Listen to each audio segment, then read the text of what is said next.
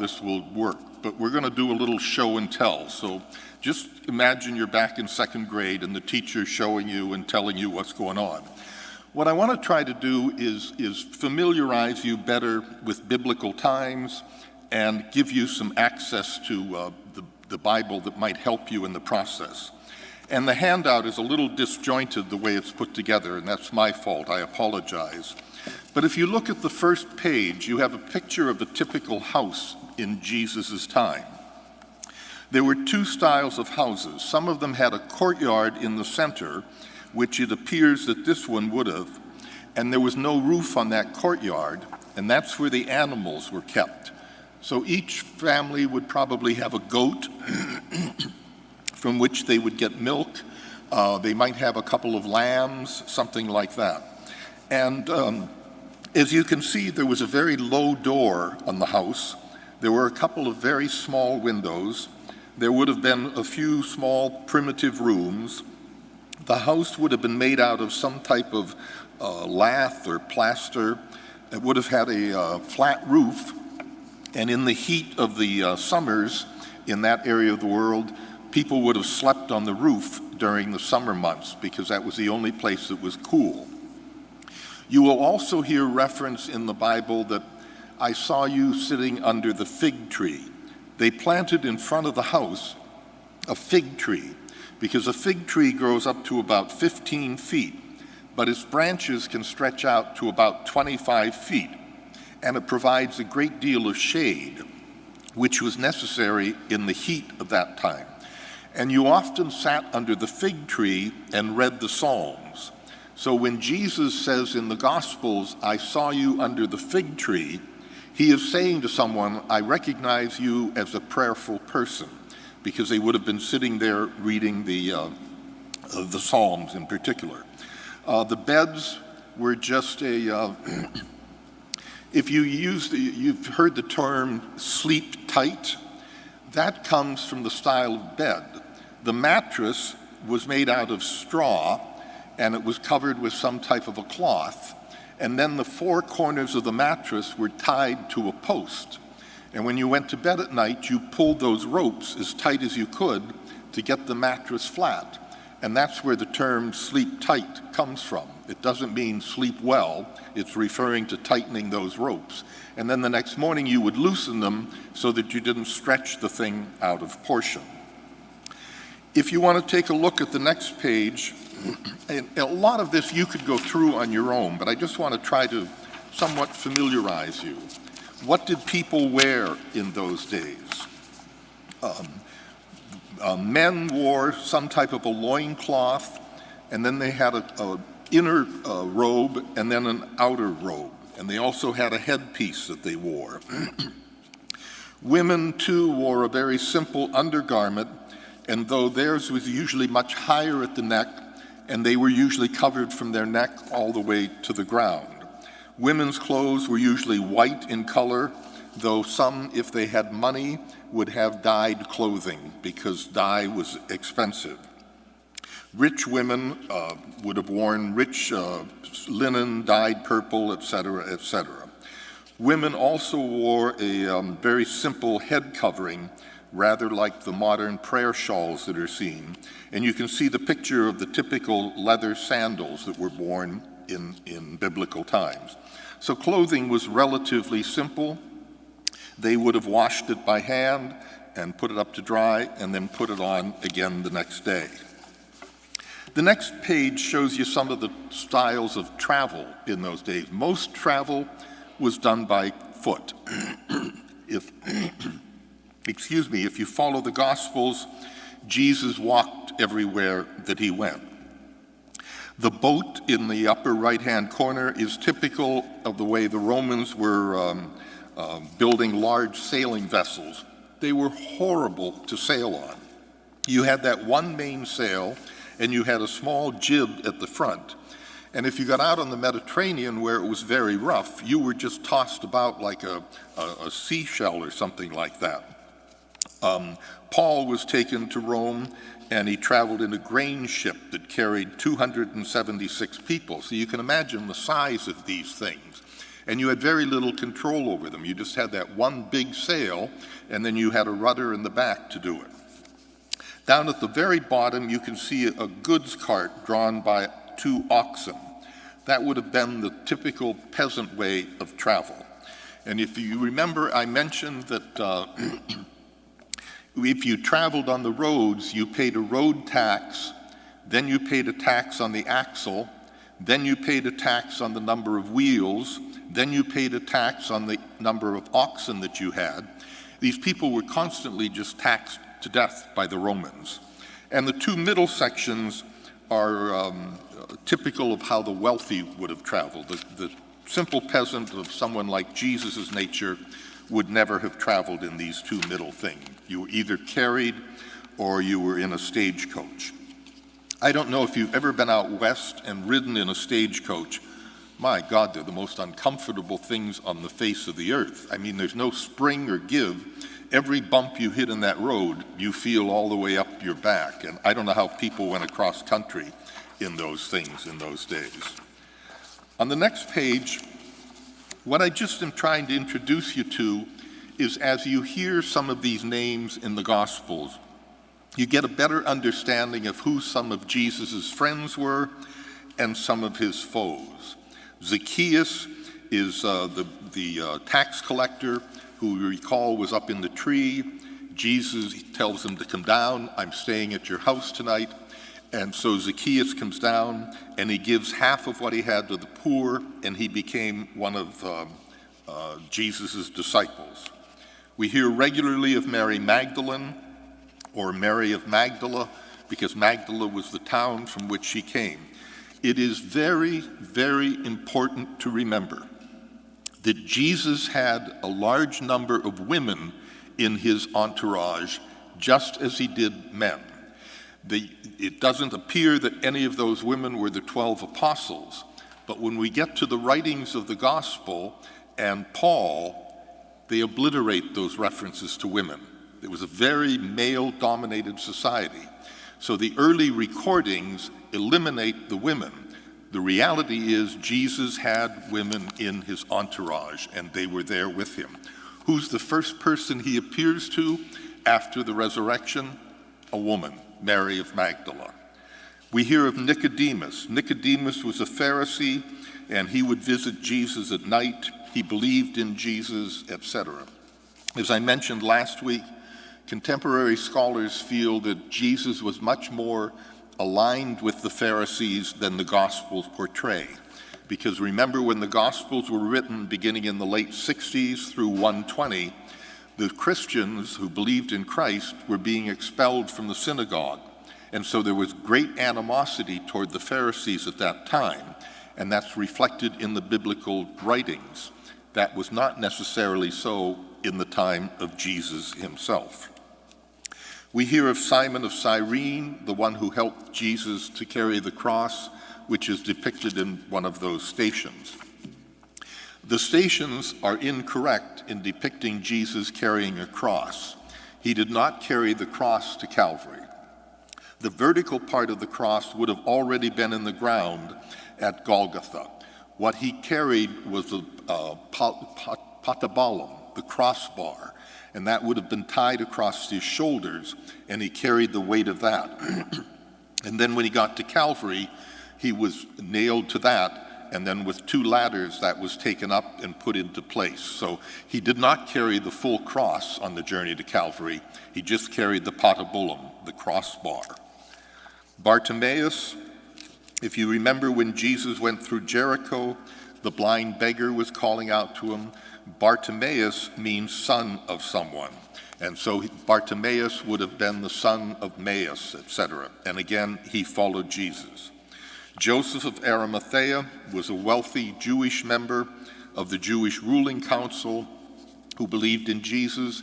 If you recall, it was Joseph of Arimathea who went and asked for permission to take Jesus' body down from the cross, which is depicted in those last 2 stations, and then place it into a tomb. And helping him in that was Zacchaeus.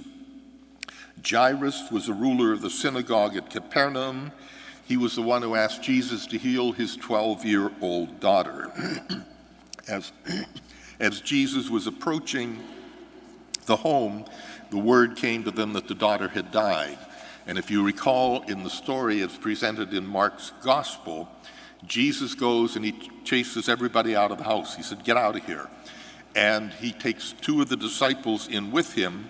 He raises the girl from the dead, and is so typical in Mark with the very human Jesus that he depicts. He turns to the parents, and the first thing he says is not, "Is this wonderful? Do you believe in me?" He says, "No, give her something to eat because she's hungry." And it's only Mark who gives us that all-human Jesus. On the next page, continuing with those, we talked about the top part of that, I apologize, is cut off. This was Judas, and then we have Caiaphas, the son-in-law of Annas, who held a dominant position among the Jewish priesthood for many years. And at the bottom of each of these are the references in the scriptures where you will find them mentioned. Pilate was the commander-in-chief of the Roman soldiers. Pilate was all-powerful as Roman governor of Judea. Remember, Pilate was the only one who could pass the death sentence. And so I want you to tell me what you want me to do next year. I was thinking about Acts of the Apostles, but then I was thinking more, maybe do 2 classes on the passion narratives, on the crucifixion, etc., and 2 on the post-resurrection narratives, because the passion narratives are very different in each gospel. In John's gospel, for example, it is not Jesus who's on trial. It is Pontius Pilate. And John very cleverly puts Pilate on trial, vacillating between light and darkness, good and evil. Jesus stands back as the narrator, making the questions that are being asked of Pilate.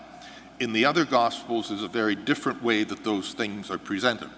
But remember that Pilate was the only one who could issue the death sentence. And so after the Jewish Sanhedrin had tried Jesus, they would have had to have gone to Pilate to request that he put them to death. On the next, I thought there was one on, okay. On the next page, if you look at this map, you can get an understanding of how things were.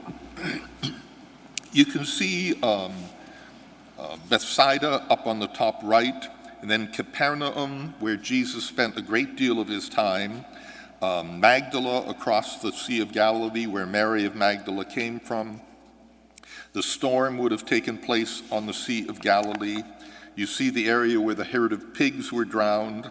Then you see Hippus, and there's a little place you can see up on the top in the center, the Mount of Beatitudes, and then the place, just to give you an idea of where things were.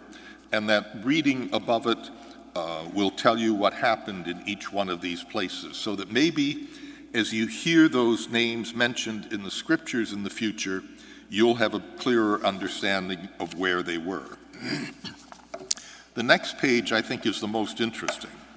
These are the appearances of Jesus. Remember, we celebrate Easter. 40 days later, we celebrate the Ascension, and then 50 days we celebrate Pentecost. Most scripture scholars are of the mind that the resurrection and the Ascension were pretty much one act. It may have all happened on Easter Sunday itself. At the most, according to scholars, it happened within a day or 2. Now take a look at this map and all the places that Jesus appeared in that brief period of time. If you look, he's way up in the top at Capernaum, the Sea of Galilee. He's at Tiberias. He's down at Nazareth. Over on the left, he's at Ptolemais. He's down at Caesarea. He's at Samaria, all over the place, which again gives us cause in our doctrine to say that the post-resurrection body is free of the limitations of time and space. There is no way that any human being, in a course of a maximum 24, 48 hours, could have covered this much space. Even today with modern travel, it would be difficult. And so Jesus had to have been free of the limitations of time and space. He could be here 1 minute and he could be in Corey the next minute, and he could be in Pittsburgh 20 minutes later. Those appearances are extremely important to remember. And they're cataloged for you as to which one, what happened at each one, and where the reference is in each one of them. Remember, he appeared first to Mary Magdalene. We talked earlier, then she went running back to the disciples to tell them, "I have seen the Lord." And John and Peter started. Remember, John was much younger. We think he was even a teenager when he followed Jesus. John got to the tomb ahead of Peter, but as is the case in all of the scriptures, everything defers to Peter. And we're told that John peered inside the tomb, but he did not go in. Instead, he waited for Peter to come, and Peter was the first one to go in. And that's when they saw the wrappings, and the wrappings for the head in a different position. And then they went back, astounded, not quite understanding what had happened. And then later that same day, we're told that the two disciples were walking on the road to Emmaus. Jesus appears to them, and remember, in each of the instances, with Mary Magdalene, she doesn't recognize him. The two disciples walking all the way to Emmaus don't recognize him. They invite him to stay for the night, and we're told it was in the breaking of the bread that they recognized him. With Mary Magdalene, she thinks he's the gardener, and she asks where he's put the body, and he calls her by name and says, "Mary," and the instant he calls her, she says, "Rabboni," teacher. And he says, "Do not yet cling to me, for I have not returned to my Father." And so, as I mentioned before, part of our doctrine is that the post-resurrection Jesus was different in appearance than the pre-resurrection Jesus. He is secondly free of the limitations of time and space. And thirdly, the post-resurrection narratives in the gospel go to great length to explain to us that Jesus possessed a real physical body. It was not a ghost. And they do that by telling us the number of times that he ate a meal with them. He cooked fish with them. There's a wonderful little chapel on the Sea of Galilee where they were out fishing, and they spotted someone on shore with a fire. And as they got close, they recognized who it was, and there was Jesus cooking fish with them. And we're told in the scriptures he ate with them. Ghosts don't eat a meal, only human beings do. So our three doctrinal points about death: different appearance, a real physical body, and free of the limitations of time and space. Doesn't sound so bad when you stop and think about it. All right, if we can continue with this, and you're going to use this more as a source guide than anything, but the next page is a model of what the temple would have looked like. That temple outer courtyard, people could gather. Only the priests went into the sanctuary of the temple. It would have been very elaborate. I'm sorry that the print is so bad up here. Herod the Great embarked on the reconstruction of the temple around the year 20 BC, and this is what would have been emerged. This would then be destroyed by the Romans in the year 70, when there had been an uprising among these people, and they destroyed the temple. That completely shattered these people because everything was focused on the temple. And if we lost this building, we'd be shattered, but our faith and our life could go on. Not for those people. When they lost the temple, they lost everything, and they didn't know what to do. That was the most shattering thing of their life. And that's why the Gospels begin to get written, because everything has changed, and we've got to record what Jesus did, because now things are going to be different. The next page is a little bit of an introduction to Paul. Paul is an amazing character. He has some strange viewpoints, particularly about women. Paul seems to have come out of that macho image that it's all about men. Women are sort of viewed by Paul as secondary. Paul took 3 journeys, and if you look at these maps and you see the depth of where he traveled, it's incredible.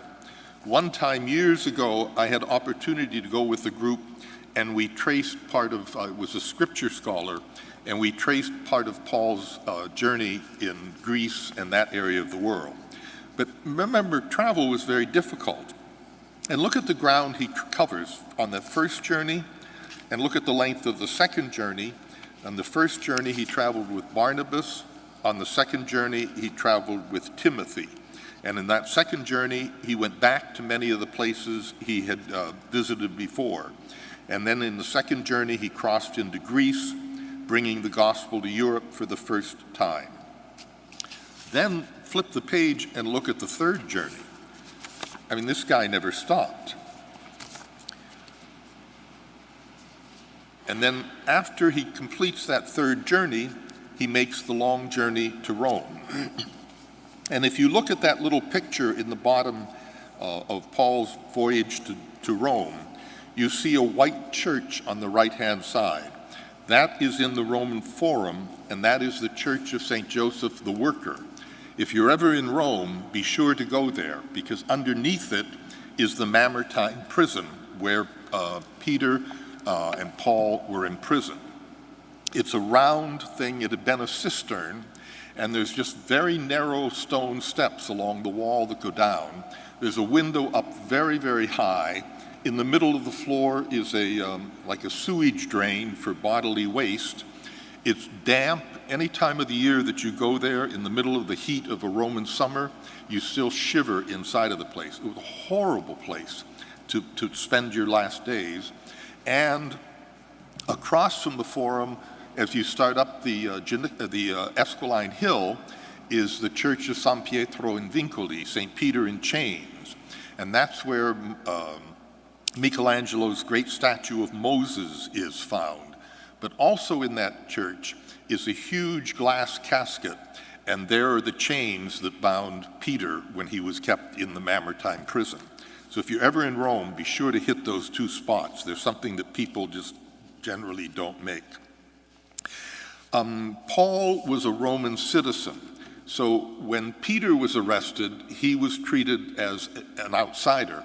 Paul, because he was a Roman citizen, was entitled to all of the Roman court system. And so if you listen to the Gospels and Acts of the Apostles, not in the Gospels, but Acts of the Apostles, and in some of Paul's letters, we're told about how he appeared in court, and the author uses many of those court appearances to proclaim the early preaching of the church on Jesus. The speeches that Paul gives and the speeches that Peter give are the early proclamation of the teachings of Jesus. Accompanying Paul to Rome was someone by the name of John Mark. We don't know much about him, but he then becomes the author of Mark's Gospel. First of the Gospels, late 60s, the briefest of the Gospels by far, portrays a very human Jesus. Listen when we read the account of Mark's agony in the garden. It is pure, outright agony. And remember, I said in John's Gospel, there is no agony in the garden, because John's Jesus just goes easily and with great will to his own death and crucifixion. But it appears that what happened was while on these journeys, they told Paul about Jesus, and they told Peter told Mark about Jesus, and then he would have told Paul. And so they learned much more of that information in those days. Let's take a quick look at some of the first Christians. You've all heard of Stephen. At the bottom of the description of Stephen is the reference in Acts of the Apostles where we can find out about him. Stephen has always been depicted as the first martyr. Is it not interesting that all of these people who were closest to Jesus, Peter, Paul, the apostles, etc., all ended up suffering in this world and suffering violent deaths? And so we sometimes question, why is there suffering? Why do bad things happen to good people? It was happening right here from the very beginning, and I don't have any clearer answer than any of you do.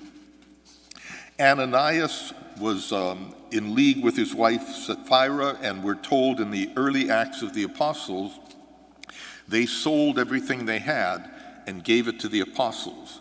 Remember, I said there was an early belief, and it was highly promulgated by Paul, that the second coming of Jesus was imminent. And so these people abandoned their professions, they sold their businesses, they sold their farms, and they all came together in prayer. And it would have been a very charismatic form of prayer, speaking in tongues, etc., etc. And as time went on, and Jesus did not reappear, these people had enormous, enormous crises of faith, because even Paul had been telling them the coming is near. Paul says in his letters, if you are single, don't marry. If you're married, just stay where you are. It would be better to die single than to be burdened, etc., because they thought the second coming was imminent, and it presented enormous crises of faith. Sapphira was the wife of Ananias. Cleopas was one of the two disciples who was on the road to Emmaus with Jesus. Cornelius was a Roman centurion. An angel spoke to him in a vision, telling him to get Peter, and as a result of Peter's visit and preaching, Cornelius and his household believed in Christ. Matthias is the next one. After Judas Iscariot's suicide, they had to have 12 apostles. They could not possibly have had 11. There were 12 tribes of Israel. There had to be 12 apostles. There was no way they could have violated that. And so in election, they elected Matthias. They chose between he and Barnabas. Rhoda was a servant who worked in the house of Mary, the mother of John Mark. And we told that when Peter was delivered from prison and knocked at Mary's house, Rhoda ran and announced to the praying Christians that Jesus was outside. And in her excitement, she forgot to open the door, so he stayed outside. Just continuing, and again, you can use these as references, but I just want you to be familiar with these people. James was one of Jesus' brother, a term that probably means a cousin. After the resurrection, James became the leader of the early church in Jerusalem, and he probably wrote the letter of James, which is not recognized by any of the Protestant churches because it has a great deal to do with church structure, which the Protestant churches don't have the highly structured church that we have in Catholicism. Agabus was a prophet from Jerusalem. Simon the sorcerer was the one that, after hearing Philip preach about Jesus, Simon himself believed and was baptized. And when he saw that the Spirit had been given to believers after the apostles laid their hand on people, he tried to buy that power from Peter and John, who rebuked him severely and told him to repent of his sin. And Simon then asked him to pray for him. Jude was again one of Jesus' brothers and sometimes called Judas. He's probably the author of the letter of Jude, not to be confused with Judas Iscariot. The cripple at the Beautiful Gate was there from birth. He was carried to the temple every day to pray, to seek alms, and he is cured. We heard about the Ethiopian eunuch who was riding along, and then he was going to beg from those in the temple. The other ones on these pages, again, are just to give you a reference when you hear their names, who they were, that it can give you a little bit clearer understanding. Paul and his circle. In Paul, remember, he was on the road to Damascus. He was arresting Christians and taking them to be put to their death, when suddenly he's thrown from his horse. He has some type of a vision, a voice speaks to him, and when he gets up, his eyes are covered with some type of scale, and he's blind. And he's taken to the city and taken to the house of a Christian. They're scared to death to bring him in because they know who this man is and that he's been putting Christians to death. They do take him in. Eventually, the scales, we're told, fall from his eyes and he's able to see. And Paul becomes the great preacher of the Gentiles. Peter was the great preacher of the Jews. Remember, the two of them fought bitterly because Peter said that before these people could become Christian and be baptized, They had first to become Jews, which would meant they would have had to subscribe to all of the Judaic prescriptions of the law, the cleansing, circumcision, etc., etc. Paul said, "You're nuts. We're not going to do that. We're going to baptize them." And so they ended up going back to Jerusalem, and in the year 50 we had the first council in Jerusalem, in which all of the apostles voted against Peter. Now remember, Peter is the first pope, the first leader, and yet there was such collegiality that all of them voted against Peter. He accepted the decision, and he began to speak and preach to Gentiles as well as did Paul. Paul's journeys are thorough and complicated. His writings are amazing. I think I mentioned before, we have 2 letters to the Corinthians, but we know that there were at least 3 of them because there's reference in the first letter to a previous letter. The ending of the first letter to the Corinthians is duplicated twice, and it's like the ending of Mark's gospel. Mark's gospel ends, and then there's a whole other ending that was added on at some later point.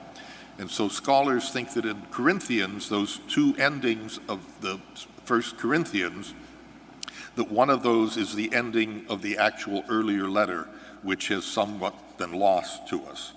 Paul's writings are just amazing. His that wonderful 13th chapter of Corinthians, love is patient, love is kind, etc., etc. He had to have been an amazing man. Apparently had a terrible temper. We think he was probably epileptic because it's told that he suffered seizures at some point in his life. Paul ended up in Rome, as did Peter, great preacher, and put to death. Early tradition, though it's not in the scriptures, is that Peter was put to death first by watching his wife be crucified, and then Peter was crucified, and Peter asked to be crucified upside down. They have determined that the bones in the box way underneath St. Peter's Basilica are those of a rather large man who died in the late 60s or 70, dying in the late 60s, and all of that would fit Peter. If you go to there are 4 major basilicas in Rome, and the 4th one is St. Paul without the wall. It is just outside of the walls of the ancient city of Rome. It's an amazing building, and underneath the altar is again a casket containing bones, and those bones have passed DNA testing to again be a large man who died in around the late 60s, early 70s, and it is believed again that those are the actual bodies, the bones of Paul.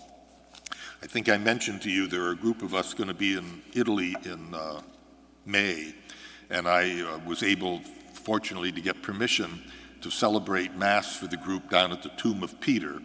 There's the floor of the present St. Peter's. Underneath it is the floor of the original St. Peter's, the Constantine Basilica, built in the 300s. And that's where most of the popes are buried. And then underneath that is the cemetery called the Scavi, S-C-A-V-I. And very few people ever get to see the Scavi. And I must have just hit the right day when I requested tickets, because I was able to get tickets for all 70 of the people in our group to go through the Scavi. And the Scavi is the excavated cemetery.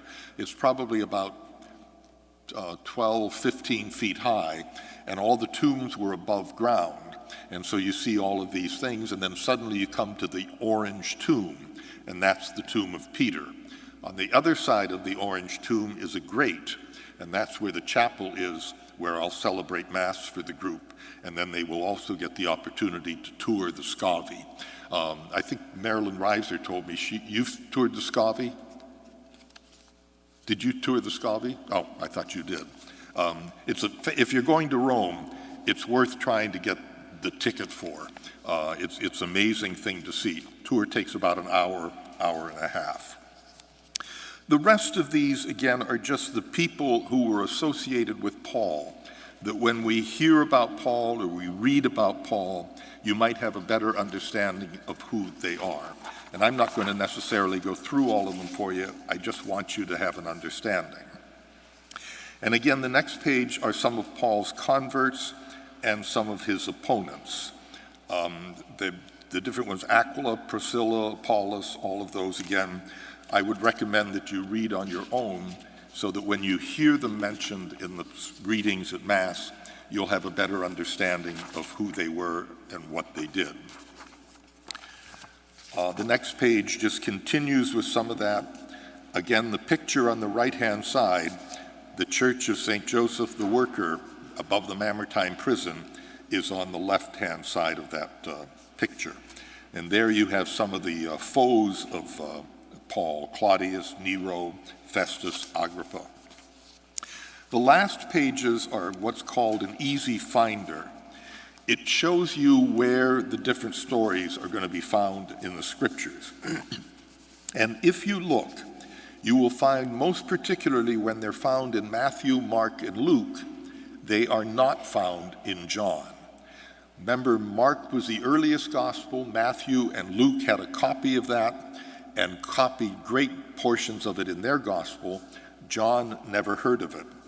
And so we will get different stories in John's gospel than we get in Matthew, Mark, and Luke. In Matthew, Mark, and Luke, the synoptic gospels, Jesus preaches by parables. Those parables are very simple stories that anyone could understand. John doesn't ever use a parable. John's Jesus teaches by long, lengthy discourse. The homily at the Last Supper in John's Gospel takes 4 chapters of the Gospel. John's Gospel is much more difficult to understand. It is much more theologically developed. But at least these will give you, if you're ever looking for any of these stories, it will give you the reference. And you'll find that many times a story is found in only one of the Gospels. For example, the Beatitudes are found only in Matthew's Gospel. Luke has a form of the Beatitudes, but there are only 4 blesseds, whereas in Matthew there are 8 blesseds. Matthew's take place up on the mountain because the Jewish people always went up on the mountain to find God. That's where Moses went for the commandments. That's where Jesus took the disciples for the transfiguration, etc. And so it had to be. And the last page, again, the next page are more of these parables of Jesus to give you an indication of where they can be found. And the parables are only found, as I said, in Matthew, Mark, and Luke. They're not found in John. The last page is the synagogue. After the temple had been destroyed, they had to have some place to pray, and that's only when the synagogues came into existence. And there probably would have been a synagogue in each community. And if you look at the map, people could go into the outer courtyard. Women and children were only allowed up on the gallery, up on the balcony. They were not allowed down on the floor of the synagogue. That's only where the men sat. There was a reading desk at the front where they read the Torah, and it just gives you an idea of what a typical synagogue would have looked like. The picture is one of a 4th century synagogue built in Capernaum, which has been excavated. I just want you to have this. I've never done a class like this. It's sort of a strange way to do something, but I think it can serve as a resource for you in the future. And again, as I said, let me know what you want next year for Lent. I had thought of Acts of the Apostles, but I'm thinking more so maybe the Passion narratives and the resurrection narratives that we could do 4 classes on. So, Torah is the Jewish Bible, yes, right. And there are books in the Torah, like the book of Sirach, which we Catholics recognize, Protestants do not recognize. So there are both Old Testament and New Testament books that are not necessarily recognized by the Protestant. And again, I thank you for taking the time to do these classes. You make my heart skip a beat when I see so many of you interested in the Scriptures, so thank you.